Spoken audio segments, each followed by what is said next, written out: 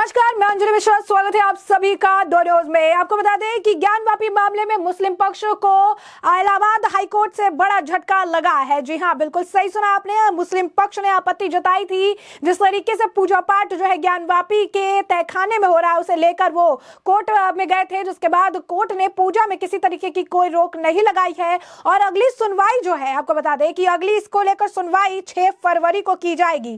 जी हाँ, 6 फरवरी को इसे लेकर अगली सुनवाई देखने के लिए मिलेगी। इसी बीच हम आपको बता दें कि एक बड़ा बयान जो है सामने आया है। बड़ा बयान क्या है, हम आपको बता दें कि आज जो है इस मामले को लेकर AIMPLB जो है उनके अध्यक्ष ने कहा है कि इस फैसले से, ज्ञानवापी में जो भी हो रहा है उस फैसले से उन्हें बहुत गहरा सदमा लगा है। जी हाँ, उन्होंने कहा है कि बहुत गहरा सदमा जो है उन्हें लगा है और ये सदमा जो है उसको लेकर वो कह रहे हैं कि अब सुप्रीम कोर्ट का दरवाजा भी वो खटखटाने वाले हैं। पूरा माजरा क्या है विस्तार से समझिए। आपको बता दें कि आज शुक्रवार है और फ्राइडे के दिन जो है ज्यादा तादाद में आज नमाजियों को देखा गया ज्ञानवापी के मस्जिद में। बहुत ज्यादा अगर आप कहेंगे सुरक्षा बलों की तैनाती भी की गई थी और उसके बावजूद लगातार अगर आप कहेंगे उनकी तादाद आज बढ़ती नजर आई। पुलिस सुरक्षा बल वगैरह सब लगाए गए थे। कहीं ना कहीं अब उन्हें भी पता है कि जिस तरीके से फैसले आ रहे हैं शायद जो है अगला नंबर जो है ज्ञानवापी का भी हो सकता है। और आज काफी ज्यादा अगर आप देखेंगे कि पूरी तरीके से जो है भीड़ देखने के लिए मिली है।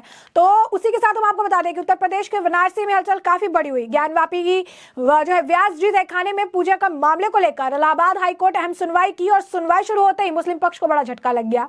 मुस्लिम पक्ष की ओर से हाईकोर्ट में गुरुवार को याचिका दायर की गई थी। इलाहाबाद हाईकोर्ट ने मुस्लिम पक्ष को 31 जनवरी के आदेश के तहत फटकार भी लगाई। हाईकोर्ट ने तहखाने में पूजा कर रोक लगाने से इनकार कर दिया।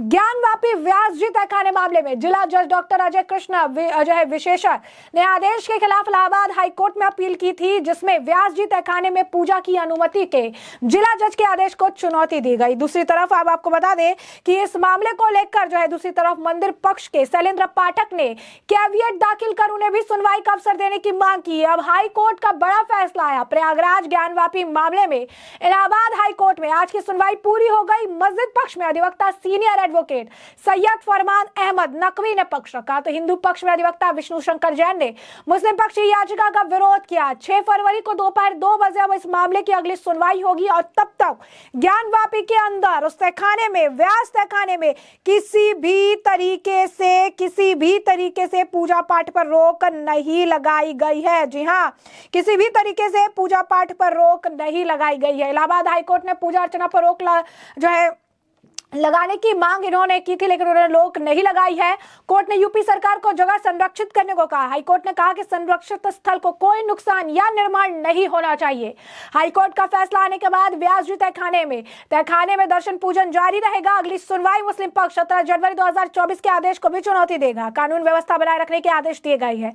जिला जज ने डीएम वाराणसी के इस आदेश के रिसीवर नियुक्त किया है। 17 जनवरी में डीएम वाराणसी रिसीवर नियुक्त किए गए हैं। व्यास जी तहखाने में देखभाल की जिम्मेदारी कोर्ट ने डीएम को ही डायरेक्ट सौंप दी और कहा है किसी तरीके की कोई भी दिक्कत या किसी भी तरीके की कोई परेशानी नहीं होनी चाहिए।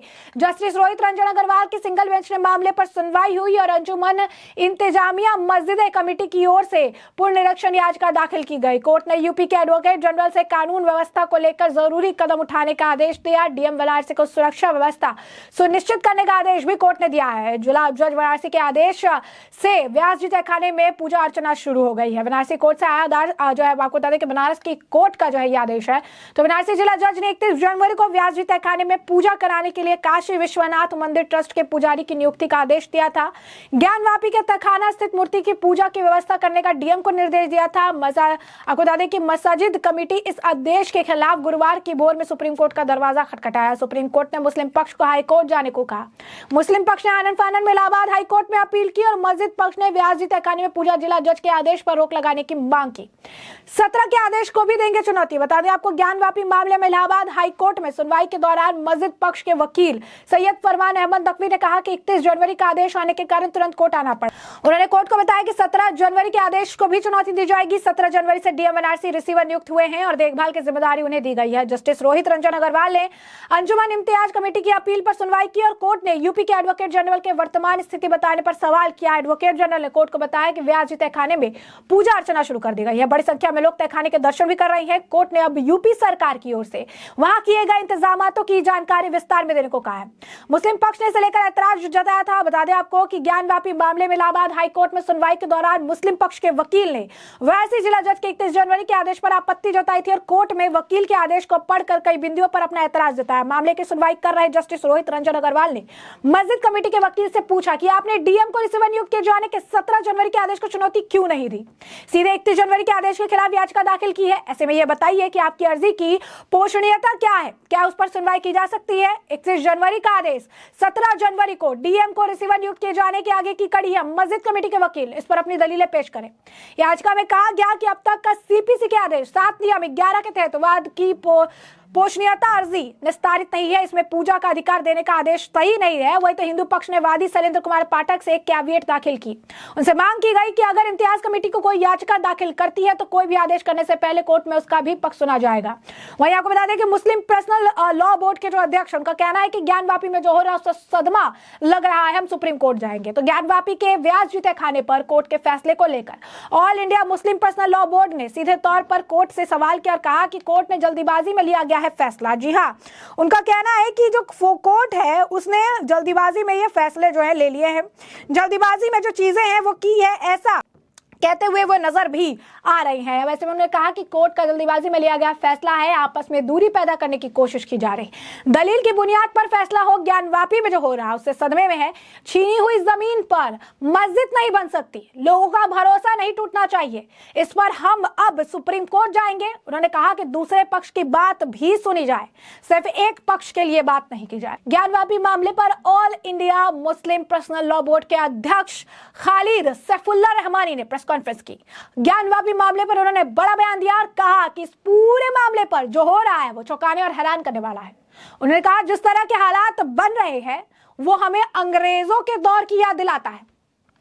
अंग्रेज देश को बांटने और शासन करने के लिए हिंदू और मुसलमानों को लड़ाने का काम करते थे। उन्होंने कहा कि देश की दो बड़ी कौम के बीच नफरत फैलाने के लिए कहानी गढ़ी गई। उन्होंने कहा कि कोर्ट का जल्दीबाजी में लिया गया फैसला है, आपस में दूरी जो है पैदा करने की कोशिश क्यों की जा रही है, दलील के बुनियाद पर फैसला हो। ज्ञानवापी में जो हो रहा उससे सदमे में है।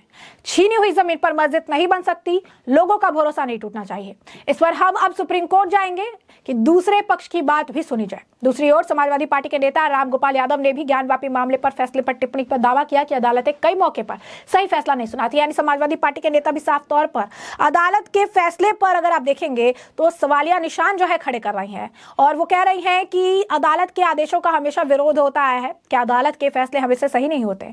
जब उनसे उनकी टिप्पणी के बारे में विस्तार से पूछा गया तो अदालतें कई मौके पर सही फैसला नहीं सुनाती, तो राज्यसभा सदस्य ने कहा कई मौके पर ऐसा नहीं होता है, कुछ भी बिल्कुल सही नहीं है, कुछ भी सही नहीं है, हर फैसला एक पक्ष के लिए सही होता है, दूसरे पक्ष के लिए गलत होता है। ऐसे में बता दें आपको कि इन्हें जो है बैक टू बैक झटका लग रहा है और इसी के साथ जो है अगर आप देखेंगे कि इलाहाबाद हाईकोर्ट से भी उन्हें झटका लगा है। आज शुक्रवार है और जुमे की नमाज करने के लिए भारी संख्या में जो अगर आप देखेंगे तो कि नमाजियों की कतारें लगी हुई थी, लंबी लाइन लगी गई थी, सुरक्षा के पुख्ता इंतजाम किए गए थे और सारी चीजों का पूरा ध्यान जो है रखा गया था। तो ऐसे में हमने आपको जो पूरा मामला है ये बड़े विस्तार से बताया कि पूरा मामला क्या है, किस तरीके से ज्ञानवापी को लेकर ये बड़ी अपडेट सामने आ रही है। मुस्लिम पक्ष को बड़ा झटका लगा है। पूजा पर किसी भी तरीके से रोक नहीं लगाई गई है, पूजा अभी भी करना अलाउड है। 6 फरवरी दोपहर 2 बजे जो है इस मामले की सुनवाई अब कोर्ट जो है करने वाला है।